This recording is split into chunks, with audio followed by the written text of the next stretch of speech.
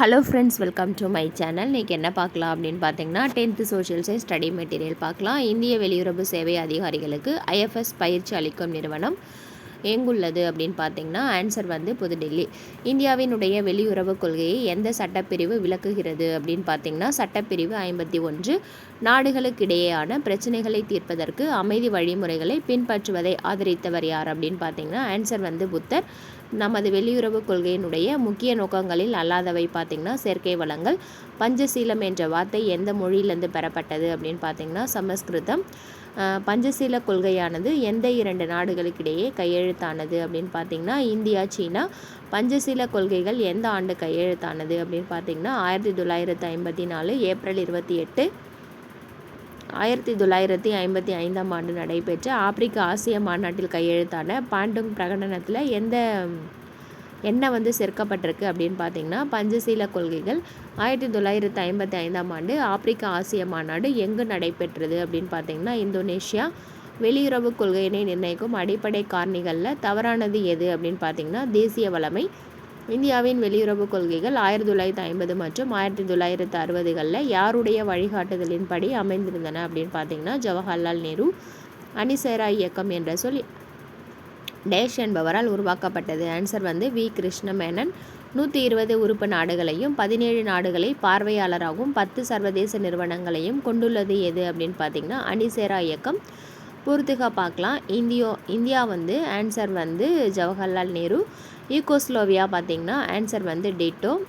எகிப்து வந்து நாசர். இந்தோனேஷியா வந்து சுகர்னோ. கானா வந்து பார்த்திங்கன்னா குவாமே நிக்ரூமா. இந்திய சோவியத் ஒப்பந்தம் எந்த நாட்டில் ஏற்பட்டுச்சு அப்படின்னா 1971. இந்தியா தனது முதல் பூமிக்கடியிலான அணுசோதனை திட்டத்தினை 1974ஆம் ஆண்டு நடத்தியது. இந்திய வெளியுறவு கொள்கையினுடைய முதன்மையான பணி அப்படிங்கிறது இந்தியாவின் உள்நாட்டில்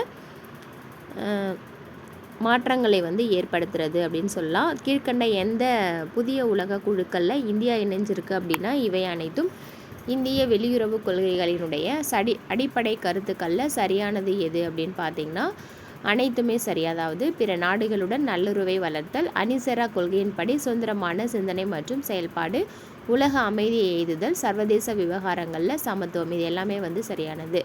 இந்தியாவினுடைய 2வது அணுசோதனை எந்த ஆண்டு நடைபெற்றது அப்படின்னு பார்த்தீங்கன்னா 1998. இந்திய வெளியுறவு கொள்கையில் ஒரு குறிப்பிடத்தக்க முன்னேற்றத்தை ஏற்படுத்திய அணுசக்தி ஒப்பந்தம் அப்படிங்கிறது எந்த நாட்டுடன் செய்து கொண்டது அப்படின்னு பார்த்தீங்கன்னா இந்தியா, அமெரிக்கா.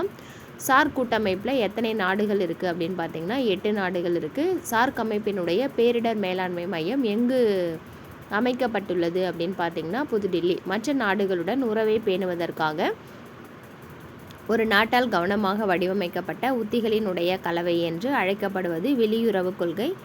ஒரு அரசனுடைய வெளியுறவு கொள்கையை சூழலுக்கு தகுந்தாற் போல செயல்படுத்துவதற்கான கருவி எவ்வாறு அழைக்கப்படுகிறது அப்படின்னா ராஜதந்திரம். சார்க் அமைப்பின் உறுப்பு நாடுகளில் தவறானது எது அப்படின்னு பார்த்தீங்கன்னா சீனா, ஜப்பான் மற்றும் சிங்கப்பூர்.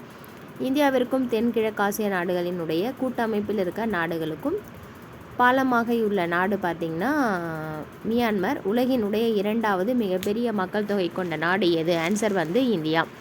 இந்த வீடியோ உங்களுக்கு யூஸ்ஃபுல்லாக இருந்துச்சுன்னா லைக் பண்ணுங்கள், ஷேர் பண்ணுங்கள், கமெண்ட் பண்ணுங்கள், சப்ஸ்கிரைப் பண்ணுங்கள். கூடவே இருக்க பெல் பட்டனை கிளிக் பண்ணிக்கோங்க. நெக்ஸ்ட் வீடியோவில் பார்க்கலாம்.